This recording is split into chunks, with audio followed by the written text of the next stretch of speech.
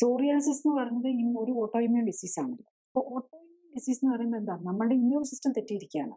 നമ്മളുടെ ഈ ഇൻഫെക്ഷനെ മാത്രമല്ല, നമ്മളുടെ ഇമ്മ്യൂൺ സിസ്റ്റത്തിന്റെ ഫംഗ്ഷൻ നമ്മളെല്ലാവരും കരുതി ഇൻഫെക്ഷൻ വരുത്താതിരിക്കാൻ പ്രതിരോധ ശേഷി കൂട്ടണം എന്ന് എപ്പോഴും പറയും.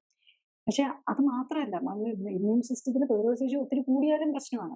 ഇപ്പൊ നമുക്ക് ഇൻഫെക്ഷൻ ഉള്ള ഒരാളിൽ നമുക്കറിയാലോ, ഇപ്പൊ കോവിഡ് വന്നു കഴിഞ്ഞാൽ ഈ മറ്റുള്ള അസുഖമുള്ളവർ, പ്രത്യേകിച്ച് ഡയബറ്റീസ്, ഹൈപ്പർ ടെൻഷൻ, ഇതൊക്കെ ഉള്ളവർക്കാണല്ലോ കൂടുതൽ കോംപ്ലിക്കേഷനിലേക്ക് പോകുന്നത്. കാരണം ഇതെല്ലാം ജീവിതശൈലി രോഗങ്ങളെല്ലാം ഇൻഫ്ലമേറ്ററി ഡിസീസാണ്. അവിടെ ഇൻഫ്ലമേഷൻ കൂടുതലാണ്. പ്രതിരോധത്തിലെ ആ ഡിഫൻസ് ഫാക്ടർ, പ്രതിരോധത്തിലെ ആ പാർട്ട് കൂടുതലാണ്. അതേസമയത്ത് ആന്റി ഇൻഫ്ലമേഷൻ, ഹീലിംഗ്, ആ പാർട്ട് കുറഞ്ഞു കിടക്കാണ്. അപ്പൊ അങ്ങനെ വരുമ്പോഴാണ് പലപ്പോഴും നമ്മൾ ഈ കോവിഡിന്റെ കാലത്തൊക്കെ ലൈഫ് സേവിങ് ആയിട്ട് വന്നത് സ്റ്റിറോയിഡ്സ് ആണ്, ഇമ്മ്യൂണിറ്റിയെ സപ്രസ് ചെയ്യുന്ന കാര്യങ്ങളാണ്. അപ്പൊ ഒരു ഇമ്മ്യൂണിറ്റിയിലെ റിയാക്ഷൻ, ഇൻഫ്ലമേഷൻ ഓവർ ആവുന്നതാണ് ഈ ഡിസീസസിന് എല്ലാം കാരണം.